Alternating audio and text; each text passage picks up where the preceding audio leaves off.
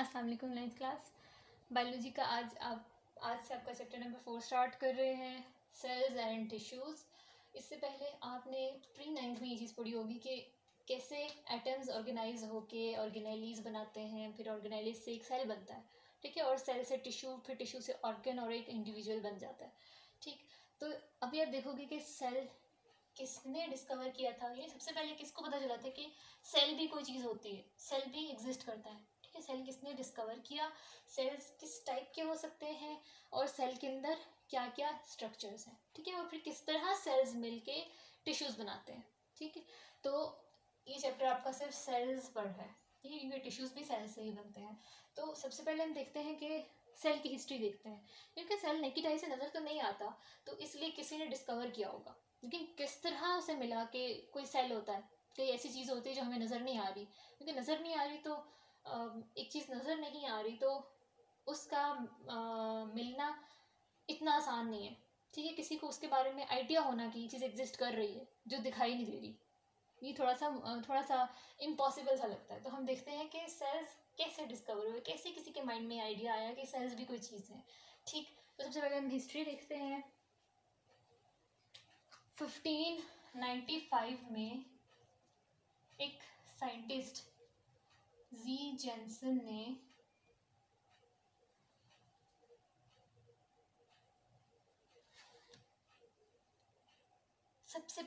History का सबसे पहला माइक्रोस्कोप डिस्कवर किया था, ठीक है। बिल्कुल सिंपलेस्ट फॉर्म में, प्रिमिटिव फॉर्म में माइक्रोस्कोप डिस्कवर किया था, क्योंकि सेल्स नेकेड आई से नज़र नहीं आ सकते, तो सेल्स को देखने के लिए माइक्रोस्कोप, सबसे पहले माइक्रोस्कोप डिस्कवर हुआ था। फिर जब माइक्रोस्कोप यूज़ में आने लग गया, चीज़ों को मैग्नीफाई करके देखा जाने लगा, तो फिर समहाउ साइंटिस्ट सेल्स तक पहुंच गए, ठीक है। तो सबसे पहले हम देखेंगे जब माइक्रोस्कोप की डिस्कवरी हुई तभी सेल्स, उसके बाद ही सेल्स डिस्कवर हुए, ठीक है, क्योंकि सेल्स सिर्फ माइक्रोस्कोप में देखे जा सकते थे। तो 1595 में जी जेंसन ने सबसे पहला माइक्रोस्कोप डिस्कवर किया, और इसका जो माइक्रोस्कोप था वो किस तरह का था, इट वॉज अ ट्यूब, ठीक है, it was just a tube जिसके दोनों एंड्स पे लेंसेज लगे हुए थे, ठीक है, L1 L2, ठीक है। मैग्नीफाइंग ग्लास जैसा था ये। मैग्नीफाइंग ग्लास में तो जस्ट एक लेंस होता है ना, तो इसमें 2 लेंसेज थे, ठीक। आप यहाँ से देखोगे और यहाँ पे उस ऑब्जेक्ट को रखोगे जिसको आप मैग्नीफाई करना चाह रहे हो, तो इसका काम क्या था, ये जस्ट मैग्नीफाई करता था, और इसकी इतनी खास पावर नहीं थी, ठीक है, क्योंकि ये फर्स्ट माइक्रोस्कोप था। आहिस्ता आहिस्ता इसमें बेहतरी हुई और बहुत हाई पावर वाले माइक्रोस्कोप्स इजाद हुए, ठीक है। तो फर्स्ट माइक्रोस्कोप कब डिस्कवर हुआ था और उसका स्ट्रक्चर कैसा था, आपने याद रखना है, ठीक है, शॉर्ट क्वेश्चन है ये, important. It was just a tube जिसके दोनों एंड्स पे क्या थे, लेंसेज लगे थे, और इसकी पावर कितनी थी, मैग्नीफाइंग पावर कितनी थी, यानी कितना ये ऑब्जेक्ट को बड़ा करके दिखा सकता था, 3x से 9x तक कर सकता था। अब ये क्या टर्म मैंने बोली, मैग्नीफाइंग पावर, या 3x 9x से मैं इसकी पावर क्यों मेजर कर रही हूँ, क्योंकि सपोज ये एक ऑब्जेक्ट है, ठीक है, ये अपने ओरिजिनल साइज में है, ठीक है, इसको हम 1x कह सकते हैं। इसका साइज इस टाइम कितना है, 1 टाइम्स, जितना ये है उतना ही इसका साइज नज़र आ रहा है, जितना एक्चुअल साइज है उतना ही हमें दिखाई दे रहा है, ठीक है। तो मैं अगर एक मैग्नीफाइंग ग्लास से इसको देखती हूँ, ठीक, तो क्या होगा, मुझे इसका साइज इतना बड़ा दिखाई देगा। सपोज ये 5 टाइम्स हो गया है, अब जो मुझे दिखाई दे रहा है ना, इसका साइज बड़ा हो गया, अपेरेंटली इसका साइज दिखाई दे रहा है, ये इसके ओरिजिनल साइज से 5 टाइम्स इंक्रीज हो चुका है। तो ये 5 टाइम इंक्रीज क्या है, दिस इज द मैग्निफिकेशन। उस ग्लास ने कितनी मैग्निफिकेशन की है, इसके साइज को अपेरेंटली कितना इंक्रीज किया है, ठीक। तो इसके ओरिजिनल साइज से इसके इमेज का कितना फर्क है, दैट इज 5x। तो 5x क्या है, मैग्निफिकेशन। इस इमेज की कितनी मैग्निफिकेशन, इस ऑब्जेक्ट की कितनी मैग्निफिकेशन हुई है, 5x, ठीक है। इसी तरह अगर मैं 10x देखूं, यही ऑब्जेक्ट मुझे अंडर द माइक्रोस्कोप इतना बड़ा दिखाई देता है, तो इसका क्या मतलब है, ऑब्जेक्ट का एक्चुअल साइज यही है, लेकिन उसका अपेरेंट साइज ये हो रहा है, ये जाहिर हो रहा है उस माइक्रोस्कोप के अंदर 10 times greater than the original size, ठीक है। तो 10x इज द मैग्निफिकेशन, ठीक है। तो मैग्निफिकेशन क्या चीज़ है, magnification means increase in apparent size of an object. ठीक है, एक ऑब्जेक्ट है, उसका कोई एक्चुअल साइज है, तो उसको एक माइक्रोस्कोप उसको कितना इंक्रीज करके दिखा रहा है, ठीक है, कितने नंबर्स कितने यूनिट्स इंक्रीज करके दिखा रहा है, ठीक, कितना बड़ा कर रहा है इसको, ठीक है, इस चीज़ को कहते हैं द मैग्निफिकेशन और मैग्नीफाइंग पावर। ठीक है, माइक्रोस्कोप की हम दो तरह से माइक्रोस्कोप की पावर को चेक कर सकते हैं।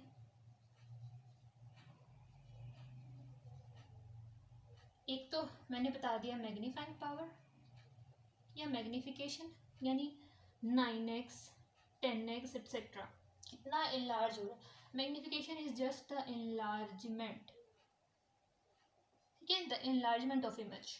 ठीक, सेकंड क्या हो सकता है, द रेजोल्यूशन।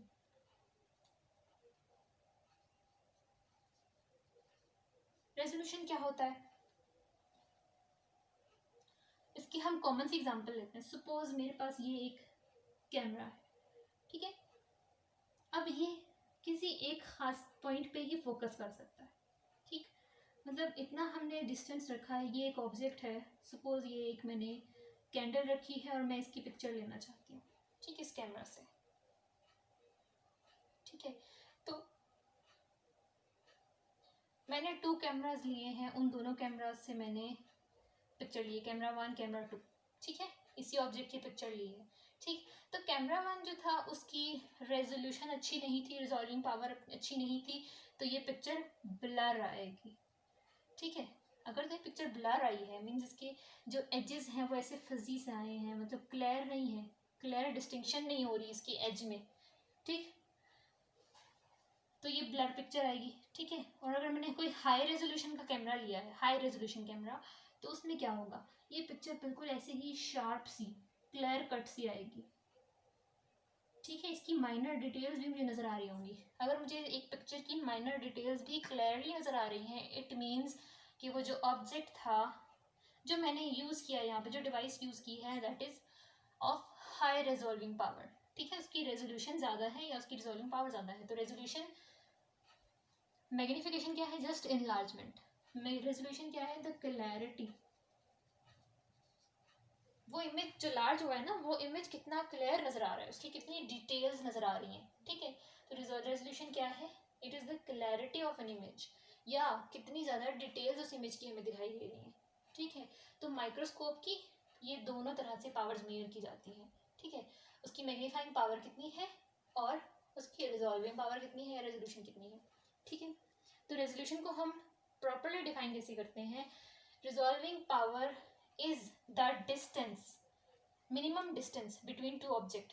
कोई ऑब्जेक्ट हो, सपोज ये एक पिक्चर है, इसमें इस तरह से कोई ड्राइंग हुई है, ठीक है, तो इसकी ये जो छोटी छोटी लाइंस हैं, इन लाइंस के दरमियान कितना गैप हो, तो एक माइक्रोस्कोप या एक ऑब्जेक्ट उस एक इंस्ट्रूमेंट उसको उसकी क्लियर पिक्चर दिखा सकता है कि हाँ ये 2 डिफरेंट लाइंस हैं, ये 3 डिफरेंट लाइंस हैं, ठीक है। इनकी माइनर डिटेल्स भी अगर कोई कैमरा दिखा रहा है, कोई माइक्रोस्कोप दिखा रहा है, इसकी माइनर डिटेल्स, ये जो 2 छोटी छोटी लाइंस हैं, दोनों को डिस्टिंक्ट लाइंस दिखा रहा है, इट मीन्स कि वो उसको रिजॉल्व कर रहा है, ठीक है, रिजॉल्विंग पावर है उसकी इतनी, ठीक। लेकिन अगर वो इसको क्या दिखा रहा है, मैंने ड्राइंग की हुई है लेकिन पिक्चर में ऐसा आ रहा है, पिक्चर में एक ही ऐसा ऑब्जेक्ट आ रहा है, इट मीन्स कि वो उसकी जो छोटी छोटी लाइंस हैं ना, उनके दरमियान जो क्लोजली प्लेस्ड लाइंस हैं, उनके दरमियान क्लियर डिस्टिंक्शन नहीं कर पा रहा कि वो 2 हैं, वो उसे एज 1 दिखा रहा है, ठीक है, तो उसकी रिजॉल्विंग पावर लेस है, ठीक। तो resolving power is the minimum distance between 2 closely placed objects जिनको कोई माइक्रोस्कोप डिस्टिंक्ट दिखाए, जिनके दरमियान डिस्टिंक्शन कर सके, ठीक है।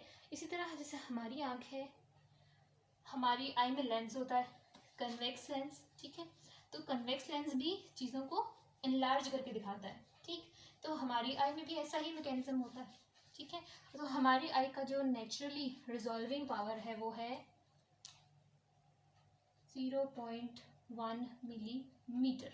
अगर 2 ऑब्जेक्ट्स 0.1 मिलीमीटर क्लोज होंगी एक दूसरे के, तो हम उनको एज 2 ऑब्जेक्ट्स या 2 लाइंस डिस्टिंग्विश कर सकेंगे अपनी आई से। लेकिन अगर वो इससे भी ज़्यादा करीब हुई, ठीक है, तो हमें क्या दिखाई देगा, ये जैसे मैंने सपोज हम इसे देखते हैं अपनी आई से, तो हमें ये एक ही नज़र आए, ठीक है, ये डिस्टिंक्ट नज़र नहीं आ रहे, तो इट मीन्स ये हमारी रिजॉल्विंग पावर से बाहर है। ठीक है, तो ह्यूमन आई की लिमिट है 0.1 मिलीमीटर, इससे ज़्यादा 0.05 मिलीमीटर अपार्ट अगर ये दो लाइन सटती जाएं तो हम नहीं देख सकते, हमें लगेगा कि ये एक ही लाइन है। ठीक है,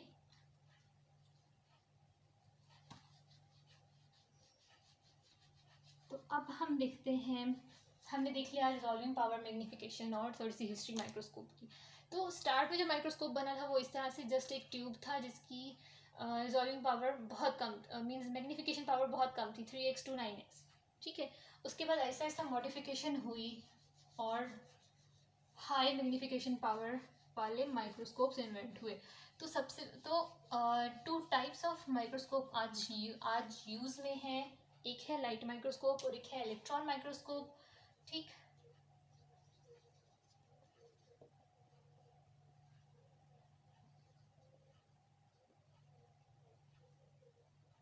ठीक है, हम इन दोनों को कंपैरिजन में पढ़ते हैं।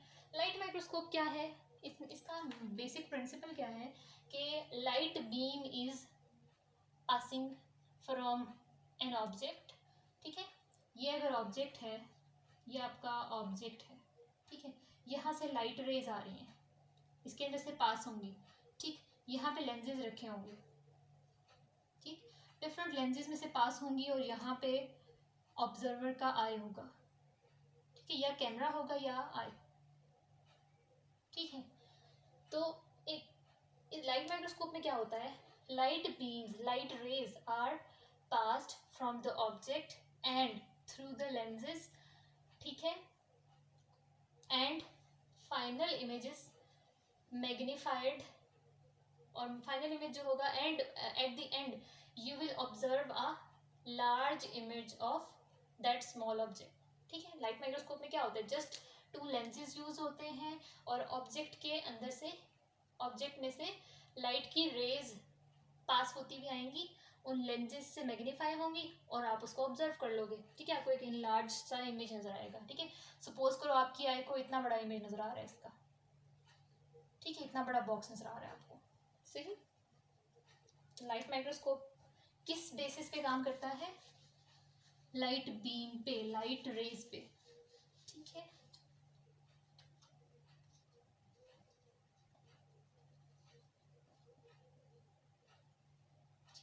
और electron microscope at the other hand क्या करता है, इसमें आप क्या करते हो, जो ऑब्जेक्ट आपने रखना है उसको आप ऐसे नहीं प्लेस कर सकते। Object is placed inside the vacuum chamber. ठीक है, vacuum chamber, vacuum means there is no air inside this chamber, इसमें कोई एयर भी नहीं है, कोई भी कंपाउंड नहीं है, सब कुछ ये बिल्कुल खाली है, कोई मैटर नहीं है इसके अंदर। ठीक है, उसमें आप अपना ऑब्जेक्ट प्लेस करोगे। ठीक, फिर उसके ऊपर आपने इलेक्ट्रॉन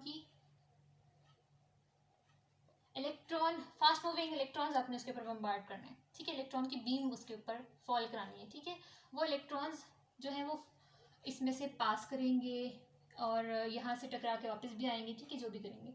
ठीक, तो ये बीम जब यहाँ से लेंजेज में से जाएगी तो वो लेंजेज इसको इनलार्ज कर देंगे। ठीक है, और जब कोई ऑब्जर्वर उसको ऑब्जर्व करेगा तो उसे बहुत बड़ा इमेज नजर आएगा उसका। ठीक है, उस ऑब्जेक्ट का बहुत बड़ा इमेज नजर आएगा। ठीक, तो यहाँ पे क्या है, the electron beam is used to magnify the image of a object. ठीक है, और object is placed, it must be placed in vacuum chamber. ऐसे ही ऑब्जेक्ट को हम नहीं रख सकते।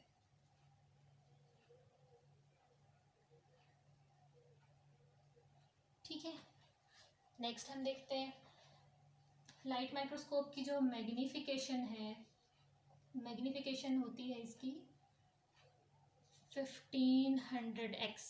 ठीक है, ये 1500 टाइम्स तक एक ऑब्जेक्ट को इनलार्ज करके दिखा सकता है। ठीक है, और इलेक्ट्रॉन माइक्रोस्कोप की कितनी होती है मैग्नीफिकेशन, 250,000 टाइम्स। ठीक है, बहुत ज़्यादा है ये लाइट माइक्रोस्कोप से। ठीक, और रिजॉल्विंग पावर कितनी है, रेजोल्यूशन या रिजॉल्विंग पावर लाइट माइक्रोस्कोप की है 2 माइक्रोमीटर्स। ठीक, और मैं इसकी कितनी है इलेक्ट्रॉन माइक्रोस्कोप की, रिजॉल्विंग पावर नैनोमीटर्स में है 0.2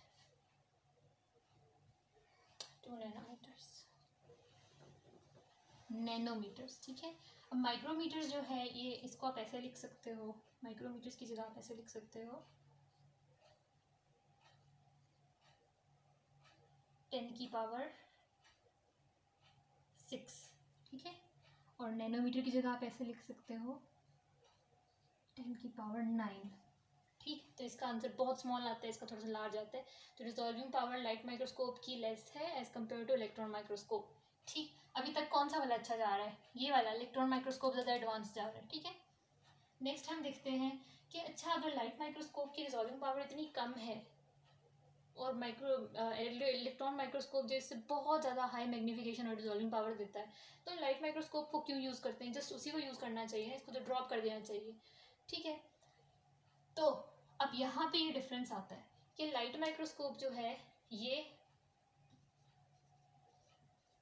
लाइफ इवेंट्स, जिन सेल्स को हमने जिंदा रखना है ना, जैसे अमीबा की मूवमेंट, जैसे बैक्टीरिया की मूवमेंट, जैसे बैक्टीरिया में डिवीजन कैसे हो रही है सेल में, ठीक है। अभी आपने सेल डिवीजन का चैप्टर पढ़ा है, उसमें डिफरेंट इवेंट्स हो रहे होते हैं ना, न्यूक्लियस का डिवाइड होना, फिर साइटोप्लाज्म का डिवाइड होना, ठीक। तो लाइट माइक्रोस्कोप, सिर्फ लाइट माइक्रोस्कोप ही यूज हो सकता है to study the life events, ठीक है।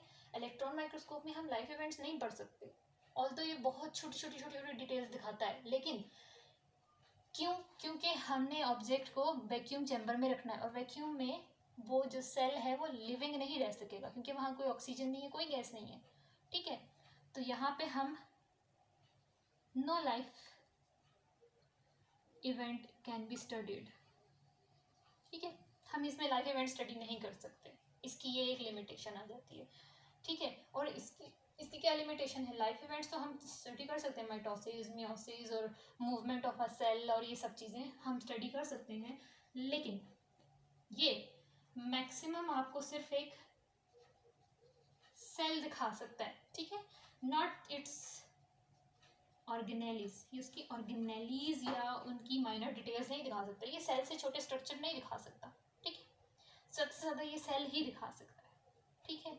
तो अगर आपने सेल के छोटे स्ट्रक्चर्स पढ़ने हैं, मीन्स एटम्स पढ़ने हैं, तो क्या करना है? ऑर्गेनेलीज पढ़नी है, मॉलिक्यूल्स पढ़ने हैं, या फिर एटम्स पढ़ने हैं, वो तो बहुत ही छोटे होते हैं, तो वो सब स्टडी करने हैं, तो वो सब इलेक्ट्रॉन्स में दिखाना है, तो सॉरी इलेक्ट्रॉन माइक्रोस्कोप में नजर आता है।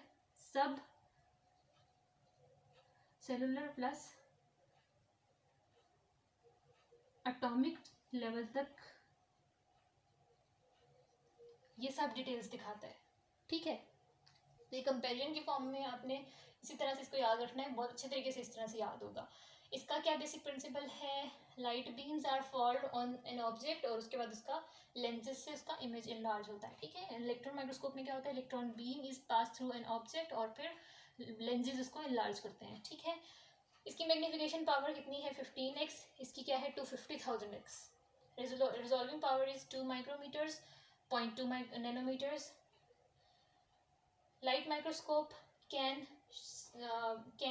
डिस्टिंग्विश बिटवीन द सेल्स, ठीक है। आप इसमें सेल्स को देख सकते हो, but not its minor details. इसकी सेल से छोटी डिटेल्स आप नहीं देख सकते, मीन्स ऑर्गेनेलिस को नहीं देख सकते इसमें, ठीक है। इसकी इतनी पावर नहीं होती। इलेक्ट्रॉन माइक्रोस्कोप में आप क्या देख सकते हो? सब सेलुलर पार्टिकल्स भी देख सकते हो, मॉलिक्यूल्स देख सकते हो, डीएनए देख सकते हो, क्रोमोसोम देख सकते हो, ऑर्गेनेलिस देख सकते हो, सेल्स देख सकते हो, ठीक है। यहाँ तक के छोटे एटम्स भी देख सकते हो, ठीक है।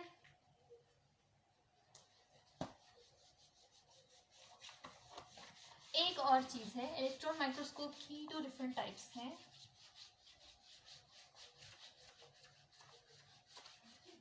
मैकेनिज्म की बेस पे है कि आप किस तरह के लाइट इलेक्ट्रॉन की बीम कैसे फॉल करा रहे हो, ठीक है। इलेक्ट्रॉन माइक्रोस्कोप की EM और LM लिखते हैं, लाइट माइक्रोस्कोप को और EM लिखते हैं इलेक्ट्रॉन माइक्रोस्कोप, ठीक है। इलेक्ट्रॉन माइक्रोस्कोप की 2 टाइप्स हैं, SEM means scanning electron microscope, and TEM means transmission electron microscope, ठीक है। स्कैनिंग इलेक्ट्रॉन माइक्रोस्कोप क्या चीज़ है?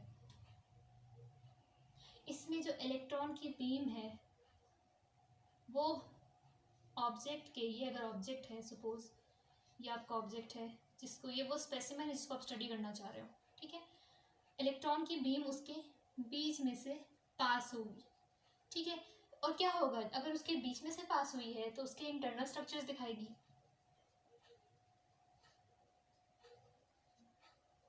ठीक है। स्कैनिंग इलेक्ट्रॉन माइक्रोस्कोप में क्या होता है, the electron beam is trans sorry मैंने ऑपोजिट कर दिया,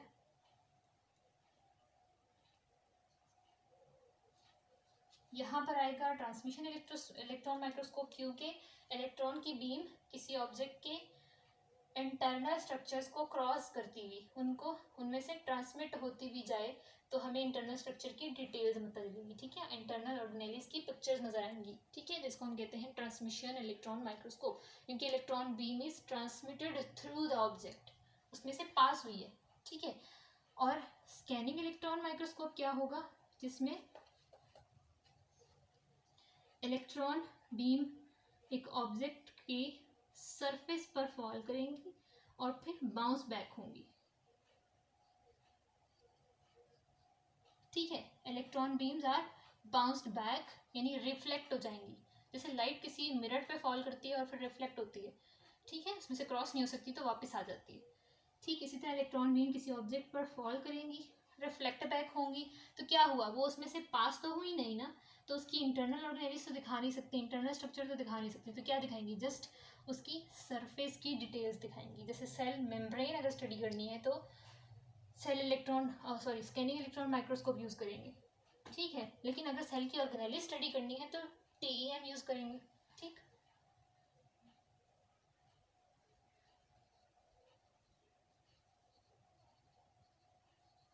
ठीक है।